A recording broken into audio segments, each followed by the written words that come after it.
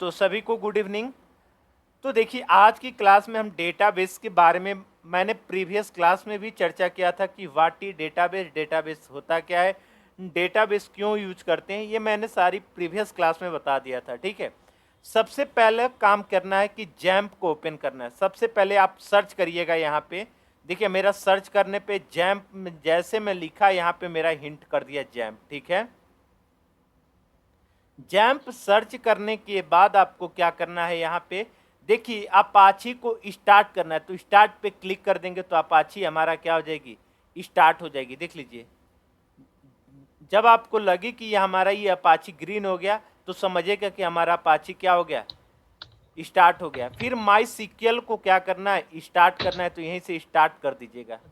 तो ये भी देखिए ग्रीन हो गया, तो समझिए कि मेरा माई सीक्वल क्या हो गई, स्टार्ट हो गई। ठीक है, अब आ जाइए, उसके बगल में एडमिन लिखा होगा। देखिए उसके बगल में एडमिन लिखा होगा, इसमें एडमिन पे क्लिक करेंगे।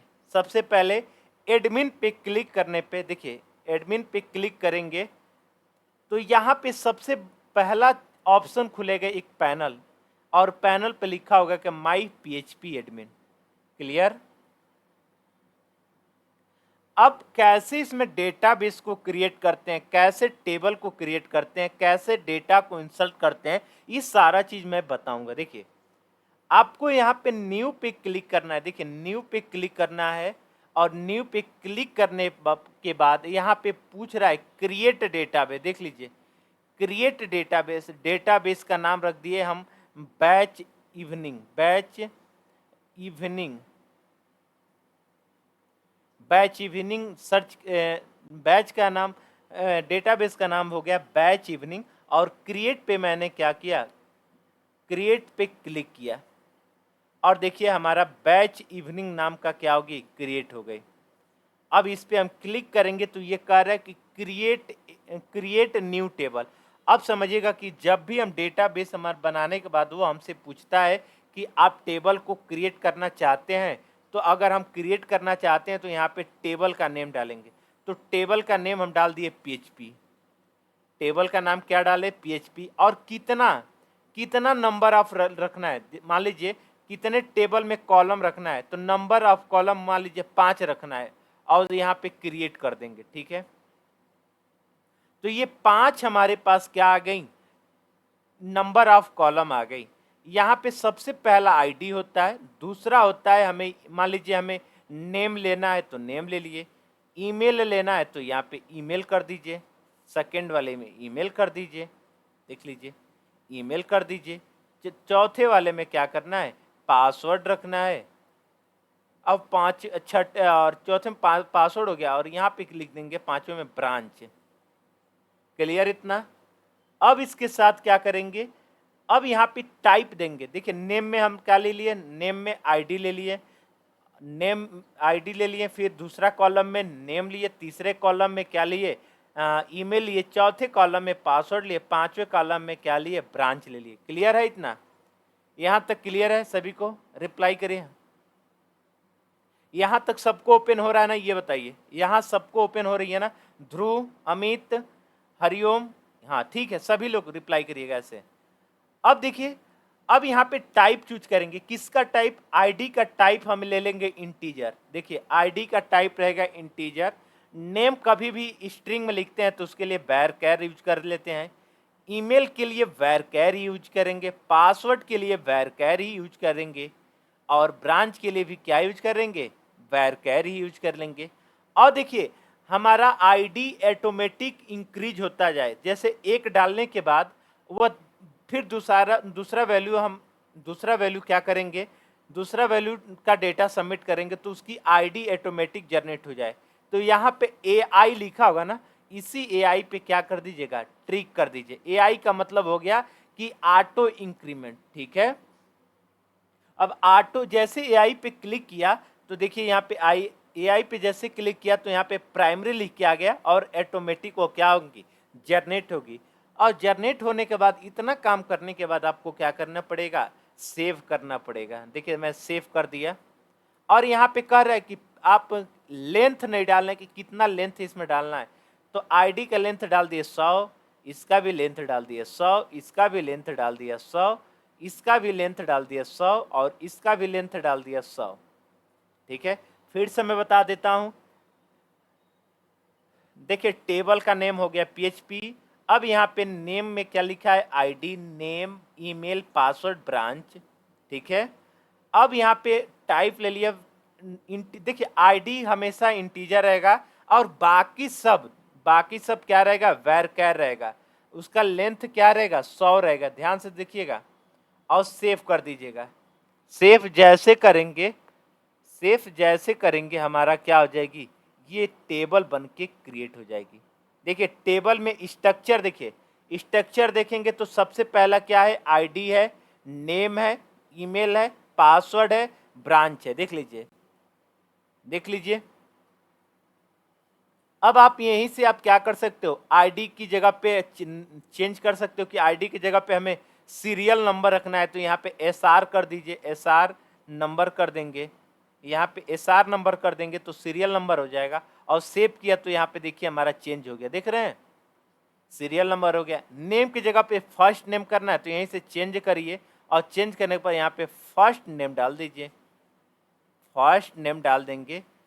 फर्स्ट नेम जैसे डाले और सेव किए वैसे हमारा देखिए फर्स्ट नेम हो गया। आप चाहो तो आप कॉलम का नेम भी क्या कर सकते हो, चेंज कर सकते हो।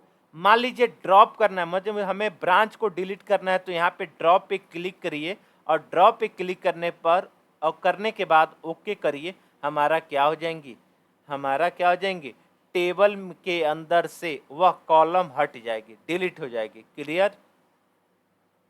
अब मुझे मान लीजिए हमें एक और ब्रांच ऐड, मान लीजिए एक और कॉलम ऐड करना है तो यहाँ पे ऐड क्लिक कर दीजिएगा। देखिए यहाँ पे क्या करेंगे, ऐड पे कितना कॉलम ऐड करना है तो यहाँ पे 2 कॉलम ऐड करना है तो 2 कॉलम ऐड कर दीजिए।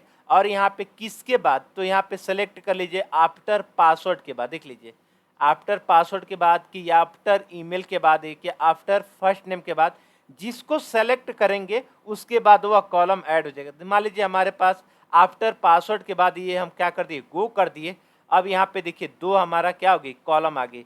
अब यहाँ पे रजिस्ट्रेशन फीस लिख देता हूँ, रजिस्ट्रेशन फी लिख दिया और यहाँ पे मैंने डाल दिया फाइल, उसका फोटो, तो यहाँ पे फाइल डाल दिया।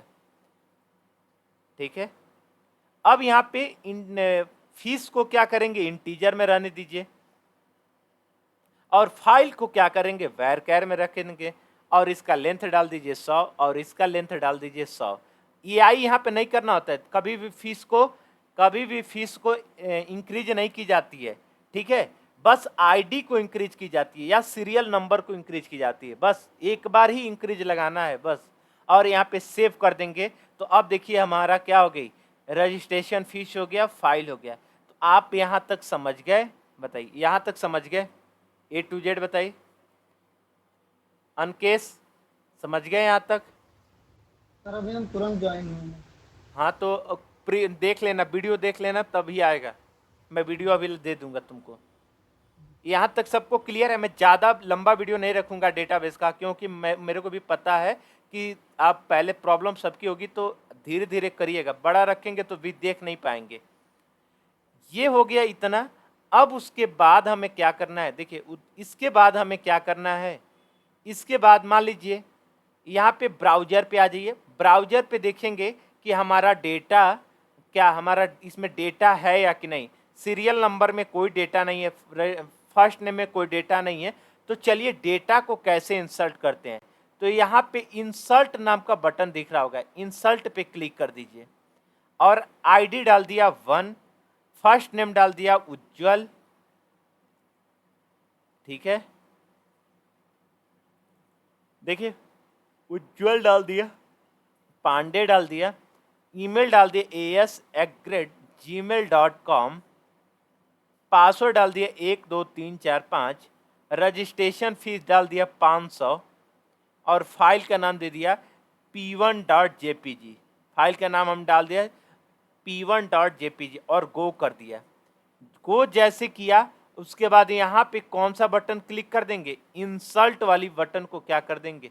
यहाँ पे इंसर्ट वाली बटन को कुछ नहीं करना है, यहाँ पे देखिए वन रो इंसर्टेड लिख के आ रहा है, देख लीजिए। वन रो इंसर्टेड का मतलब हो गया कि हमारा ऑलरेडी क्या हो गई, डेटा इंसर्ट कर गई।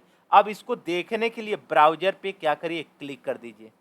अब जैसे ब्राउजर पे क्लिक करेंगे तो सीरियल नंबर में 1 हो गया, फर्स्ट नेम में उज्जवल हो गया, ईमेल के लिए @gmail.com और पासवर्ड 123 आ गया, रजिस्ट्रेशन फीस 500 हो गया और फाइल का नाम हो गया p1.jpg।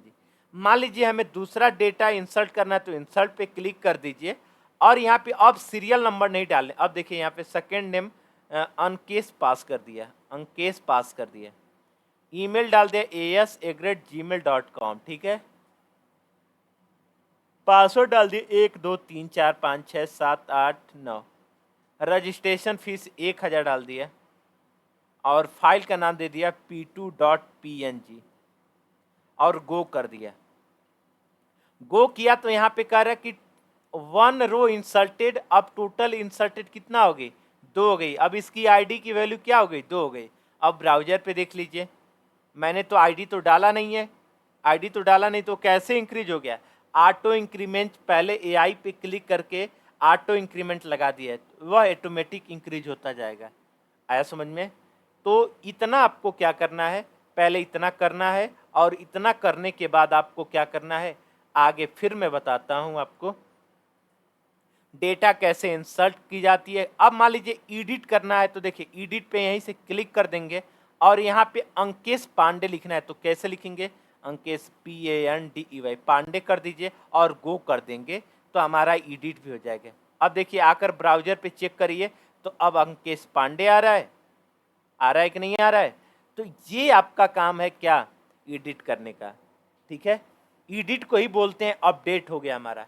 अब मान लीजिए हमें दूसरे नाम का टेबल बनाना, तो यहाँ पे न्यू पे क्लिक करिएगा। न्यू पे क्लिक करने के बाद यहाँ पे पूछ रहा है कि टेबल का नाम क्या रहेगा, तो इस बार टेबल का नाम मैंने रख दिया जावा। और कितना टेबल चाहिए, कितना कॉलम चाहिए उस टेबल के अंदर, तो हमें मान लीजिए 4, गो कर दिया। अब देखिए यहाँ पे लिखिए ID, image, test, about test.